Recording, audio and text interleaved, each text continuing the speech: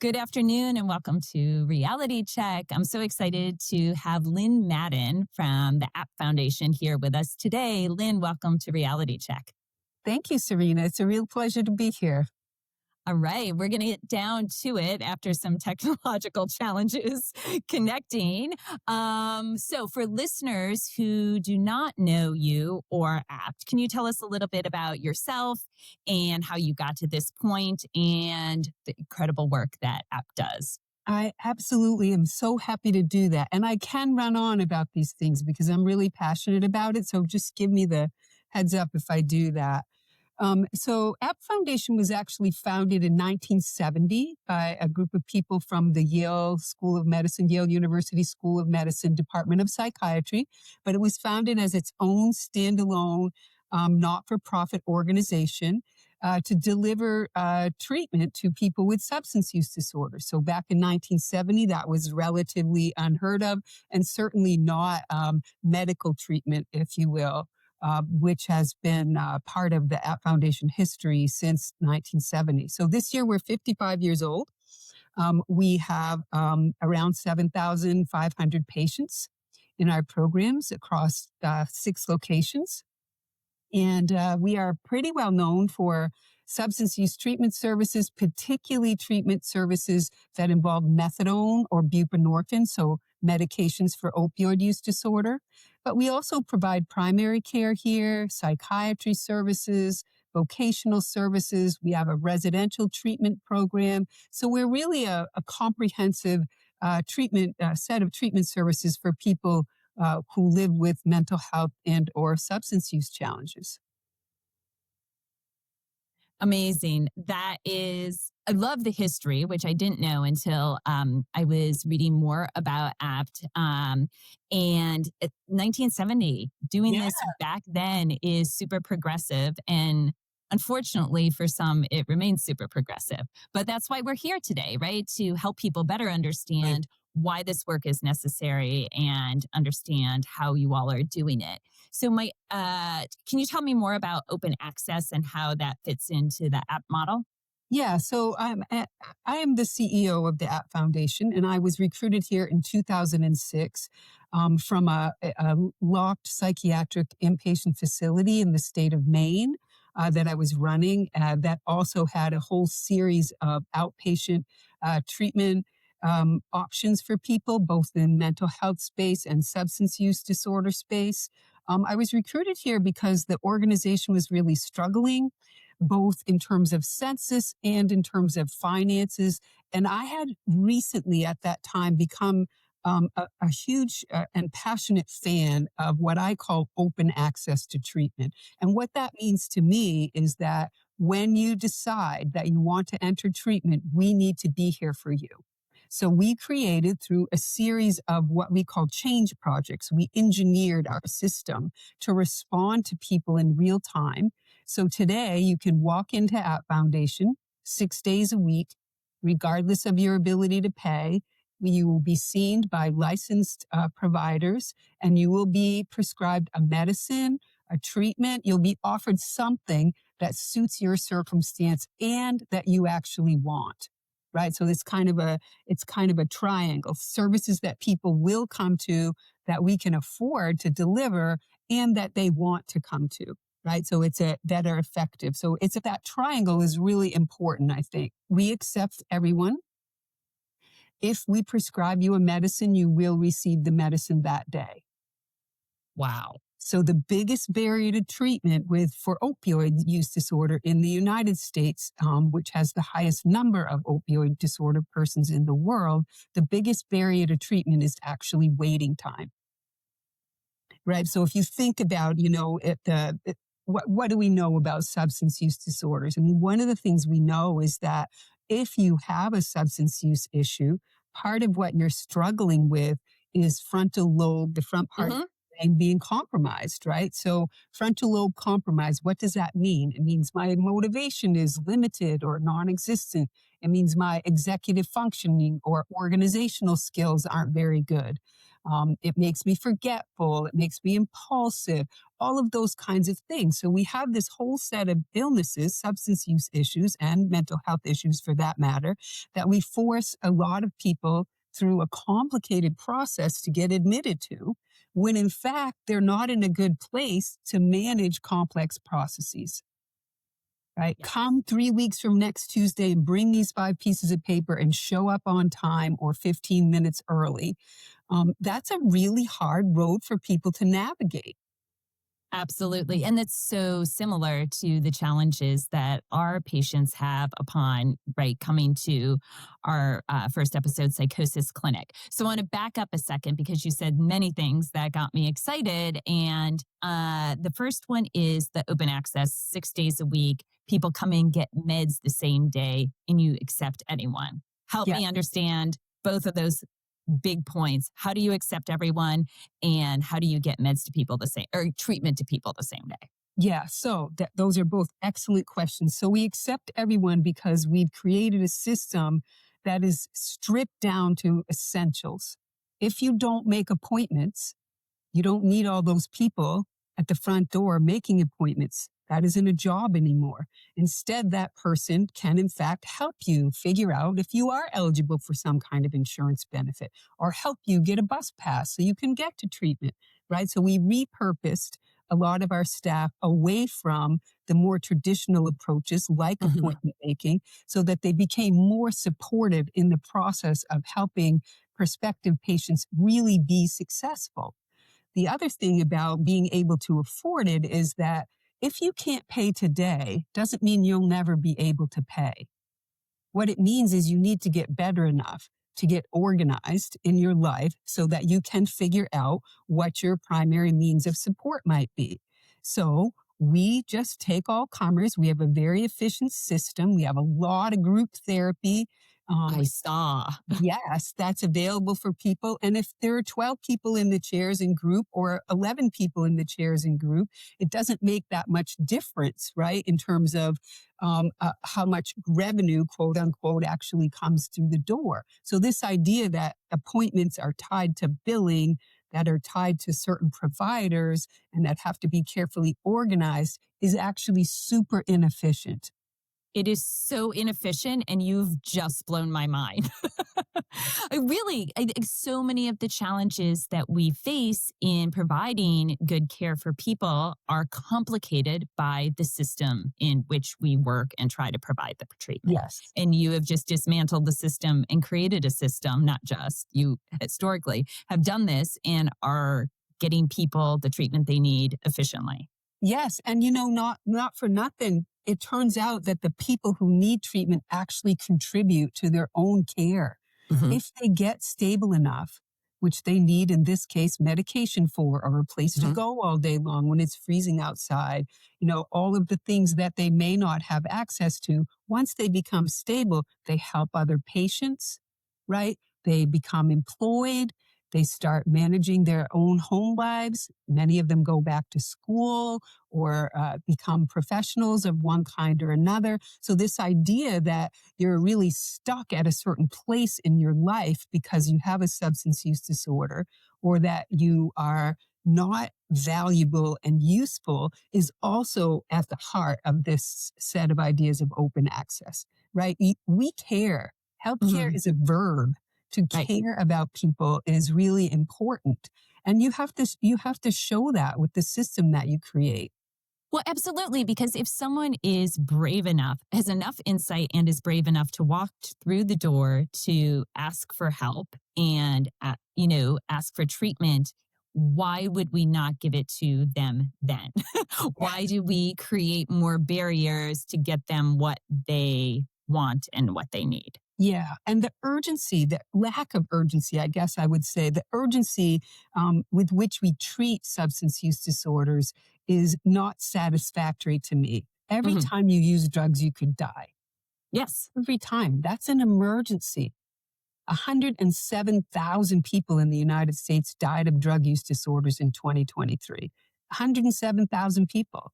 And in that same year, 41,000 people died of motor vehicle accidents. So more than double, almost 2.5 times the number of people who died in car accidents Right. died from Subs- using yeah. drugs. We can prevent this, but we have to look at this as an urgent situation. We Hmm. can't say come in a month, Right. right? And then pretend that that's some kind of motivational test. Right. And I think you so accurately and eloquently described why people can't come back in a month. It's not for a lack of desire. It's not for a lack of right interest in a commitment to getting better. It is literally the illness that they are Yes. managing getting in the way of them getting the help that they came initially and told you that they wanted. Yes. So there's a different, so instead of motivational testing, let's talk about capitalizing on motivation. Yes, you're empowering people from the moment they walk in because you're giving them what they ask for. And they want something right now. That's why they came. And so why don't we ask them, what can I do for you? What do you want? What do you need? Let's try this medication and let's start today. And then guess what? You're going to feel better this afternoon if you start taking this medicine Yeah. today. You're not going to feel great, but you're going to feel better than you do right this minute.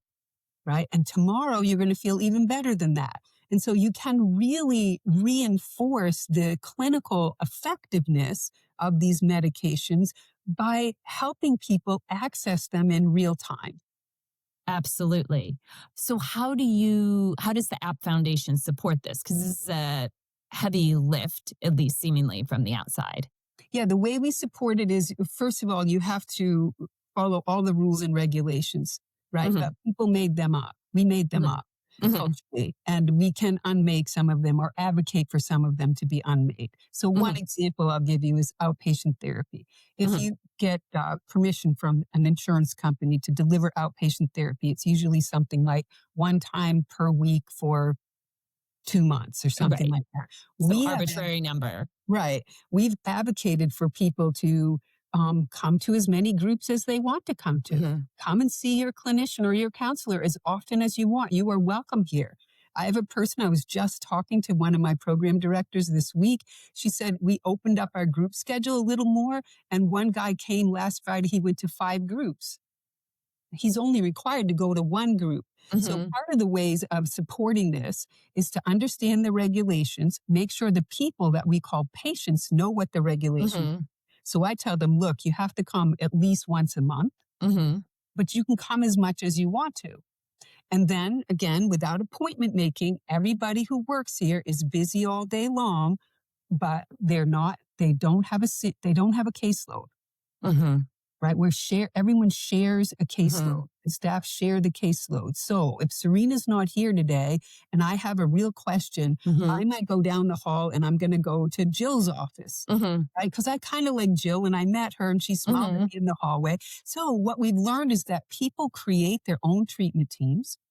So we don't have any of that. We don't spend any time Oh like man. treatment matching and all of Right. that. Right. Right. We don't do any of those things. So when I say strip down the model, we literally make ourselves present, or our teams make themselves Hmm.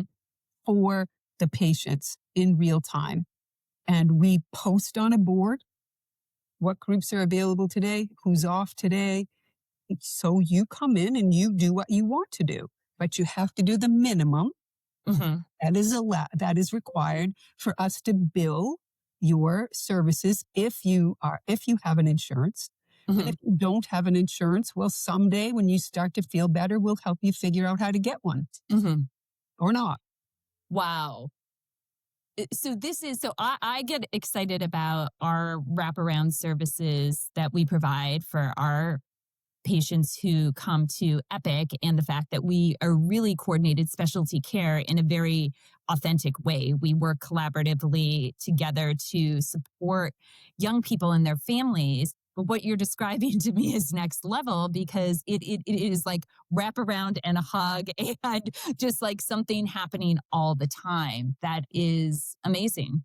And for me, it's about empowering, as you said, but also I think about other kind of like social psychology ideas.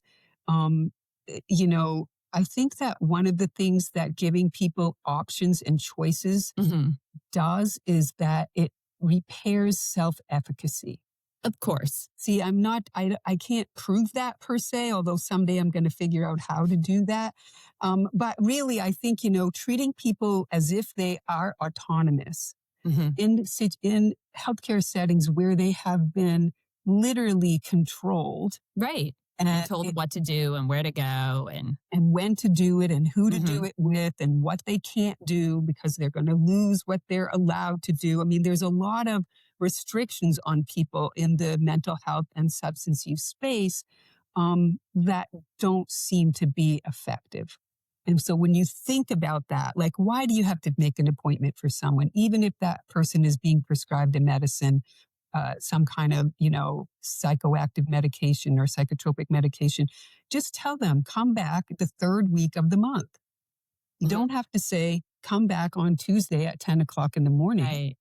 right? Because Right. coming back the third week of the month gives them options. It's Mhm. much easier to manage when they start thinking about it, right? It's much easier to manage and you don't make mistakes. And so when you don't make mistakes, now you start to feel better about yourself. Your treatment team is feeling better about you. I mean, all of those things. Absolutely. And the treatment team also is feeling better about themselves because they're seeing people, right? And not getting frustrated about people not showing up to appointments that are hard for them to remember or manage. Exactly. Has APT always operated this way, or this is newer under the Yeah, work this that is you've been what we doing? brought through the door. I brought through the door when I came here in 2006 and worked with an incredible team of people. Most of them are still here. Hmm.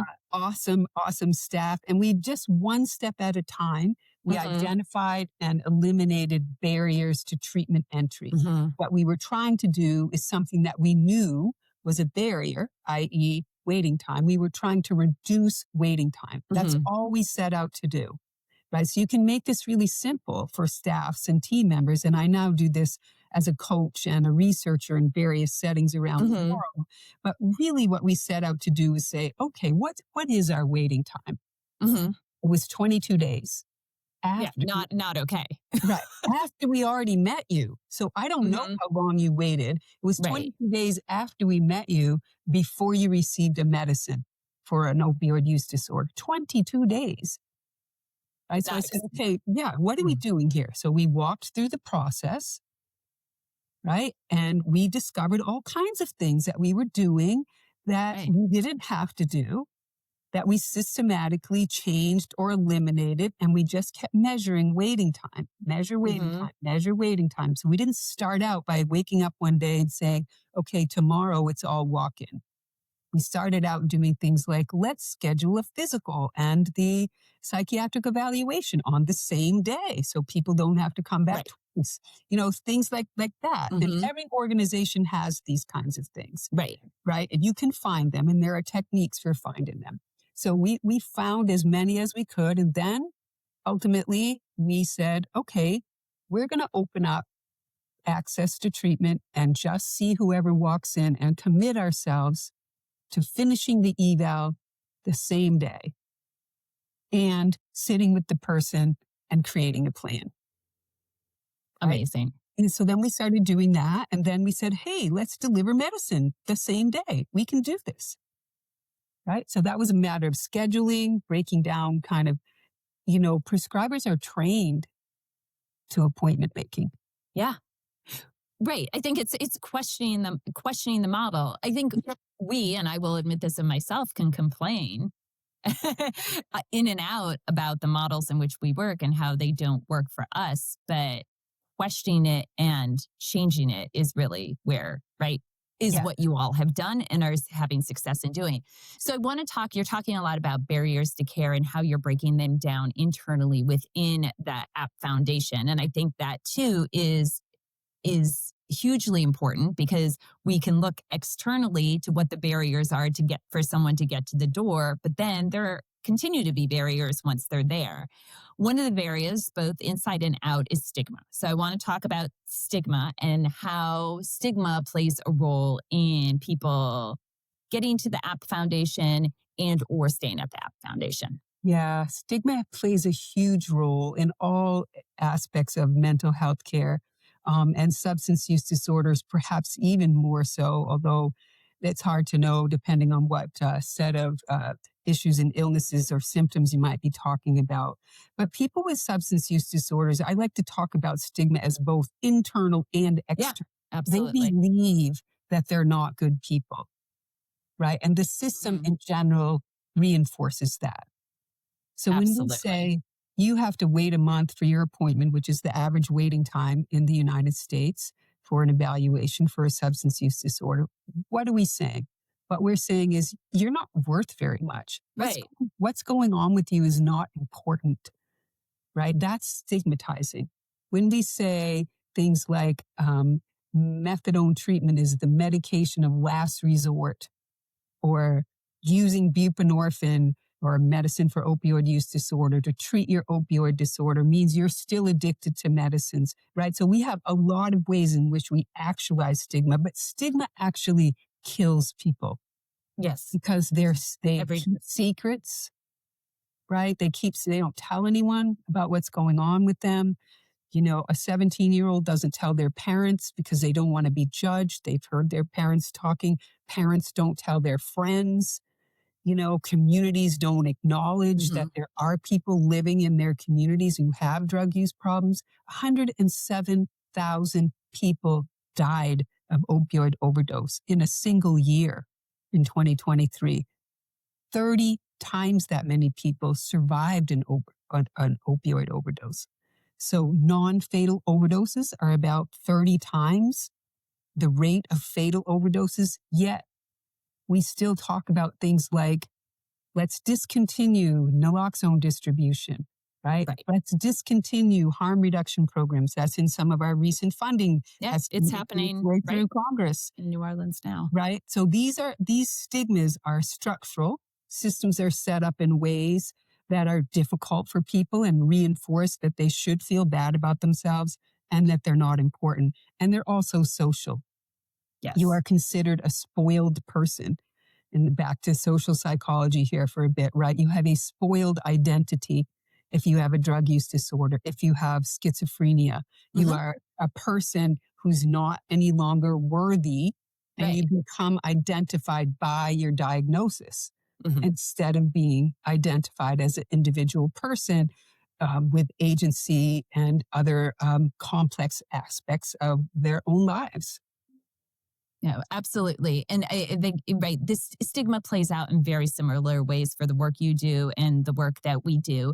And I appreciate the recognition that it's internal and external. And we was just on the last interview I did with Cody Green, who's someone with lived experience. He was able to articulate that and talk about how that's been true for himself. So, what are you doing on with the App Foundation to address stigma? Yeah, so the first To thing, bust it. yes, Because that's what we need to do. we totally need to do that because people are dying and they're us. There are The people. numbers are staggering, It's and the numbers of unbelievable. people who can survive if we just stop and look upstream, Yes, change the way we talk about things, and intervene early. Go yes. ahead. Fewer than 12% of people living with an opioid use disorder are in treatment. That means 88% are not. And part of it is there's no access. So Mhm, to medicine, depending on where you live, medicine is the gold standard for opioid mhm. use disorder. Barely anything else works. Although people would love to debate that Try. point, Mhm. the data is pretty solid, right? The real issue here is structural access to care. You have physicians, entire communities that say, oh, we don't see those people. I don't Right. prescribe that medicine. So, what we're trying to do is destigmatize the medication itself in Mhm, many ways, kind of publicly using Let's Break Barriers to Treatment campaign, mhm, interviews like this, billboards, ads on the bus. You know, mhm. these are regular people and they really do and can get better, but they have to walk through that door and they have to be encouraged to walk through the door. So we're trying to create better access, not only here at APT, but among our peers across the country and across the world. We're trying to demystify and destigmatize the medicines. Nothing else works, right? I mean, we can talk about, you know, people who don't want to take an antibiotic or whatever. But if you have a condition Right. that's only amenable to an antibiotic, you have to take an antibiotic, Yes. and you're not going to get better, right? This is the same thing. Yeah. Fewer than 10% of people enter a 1 year period of non-opioid use without the use of a medicine. That More is than 10%. staggering. It's staggering. And there's 7.5 million of them. Yeah. Right? I mean, so this is a public health emergency that Yes. we don't treat with that kind of urgency. We talk about it like the opioid crisis, but if you Mhm. really think about what we're doing, it's not urgent enough from my perspective. No, it's not urgent enough. And the urgency is there in the work that we do too. Right? Young people are ill, and the longer they stay untreated and undiagnosed with a psychotic disorder, the worse their prognostic outcomes. That can be prevented. But we need to reduce stigma. We need to get people talking about what the symptoms are, educated about what the symptoms are. So we are doing similar things with bus ads, billboards, campaigns that attempt to destigmatize, and we've seen some promising results and had very positive responses in and around New Orleans and Louisiana. I'm curious what the responses have been in the New Haven area and beyond. Yeah, I would say they're mixed. We have really good social media response. So we know we have a Mhm. lot more people looking at our website, engaging with us on Facebook, for example, or Instagram. We just started a TikTok situation. I hear. I Nice. haven't quite tuned into that yet. But the numbers look really good. So engagement with Mhm. people is good. In terms of, community leaders in various communities that we work in. I haven't seen a lot of shifting in their minds. I work, of course, in this organization, but I also have the opportunity to interact with medical students and fellows and residents. And, and I talk about this, and it's surprising to me how many people still aren't well grounded in diagnosing and treating opioid Mhm. disorders, right? As they try to move through medical education. So that's another space that we're really trying to work in. Absolutely. I totally agree. And we're there with you. I think middle school schools, I think schools of social work, I think, you have 70 some percent of social workers are on the front lines of right diagnosing and or helping people to get treatment. Yet Yes, there is not enough training and specialized education around these right serious conditions, these emergencies, these public yes, health emergencies at that level. absolutely. Um, so we have to start wrapping up, but I wanted to take the last few moments to ask you where you think the next steps are. Where are the next big steps in making changes for the App Foundation? Yeah, I mean, I think at App Foundation, some of the things that we're doing, you really touched upon. We are trying very hard to work in the medical education and clinical education spaces. We're really trying to work in public spaces with groups of interested people, right? So I think that work is very important, and elevating the voices of people with lived experience Mhm. to have a seat at the table when it comes to Mhm. policy making, right? So one thought I have that I would love to share with you is that one of the ways that we measure the efficacy, if you will, of substance use treatment is by length of stay, Mhm. right? But the reality is that everyone who has a substance use disorder has a chronic Yes. relapsing issue, and they virtually all return to drug use at Yes. one point or another. In fact, the average person is 5 to 7 times before you achieve this 1 year period of non-opioid Mhm. use. We should tell people that. Yeah. So I'm working on shared decision making with patients, saying things within our organization. Myself and others here at App Foundation, we publish a lot in peer-reviewed journals saying, hey, you really can let people into treatment. And hey, guess what? They do really well when they enter. So just getting the word out in that space Mhm. is really, really important as well. So those are some of I think of as the real frontiers, right? Mhm. So it's not just the establishment, if you will. It's community based as well. So that kind of structural, Mhm. social set of issues. And then the third set of issues is around criminalizing behaviors, right? So when we criminalize people and we incarcerate them or put them under some form of community supervision or control, we're essentially playing out our policies on their lives. And if they don't have access to treatment, let's just set aside for a moment that maybe a lot of these people should never go to jail or prison in the first place. If they do, they need access to good, effective healthcare, and that access needs to follow them into the rest of their lives after they're released. Absolutely. And they need it immediately. Yeah. Right? They shouldn't be incarcerated because they need help because they have a medical condition. And if they are incarcerated, they need that care and it needs to follow them. Well, I think this is where we as a society fall short with these chronic illnesses. We Yes. can, in some instances, try and provide really good care and help people launch, give them autonomy, set them on their path of recovery. And we need to sustain them on that path. We can't just let them go. We need to, as a community, as clinics, as providers, and as a community, help support people because a chronic illness is chronic. Like relapse may occur. In the instance of a psychotic disorder, one will likely get ill again. One may end up in the hospital again. That is the nature of the illness. Yes. And we are short-sighted to think that a short treatment and or just treating people in the moment is gonna make long-term And we outcomes. don't do it for anyone else. No. A person living with diabetes, and they don't control their glucose levels. It's very common. They are not disenfranchised from the healthcare system as a result. We don't say, oh, you must not be committed to this, or you're not ready for this, or I'm not going to treat you in the emergency department.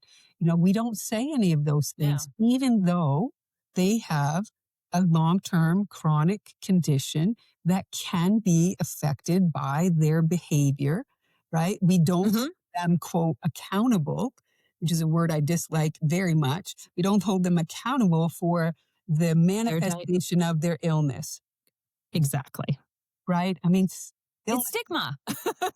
We are stigmatizing people, right? They are stigmatized when they come in. They're stigmatized when they leave. And those are, that has to stop. Yes, absolutely. Yeah. And maybe that's where we stop. Thank you so much for the amazing work you're doing. I am so inspired and I need to talk to you off of this podcast because I would love to do that. You are doing things that I want us to do at Epic. Thank you, Lynn Madden, for joining us on Reality Check. Thank you so much, Serena. It's my pleasure. Take care. Take care.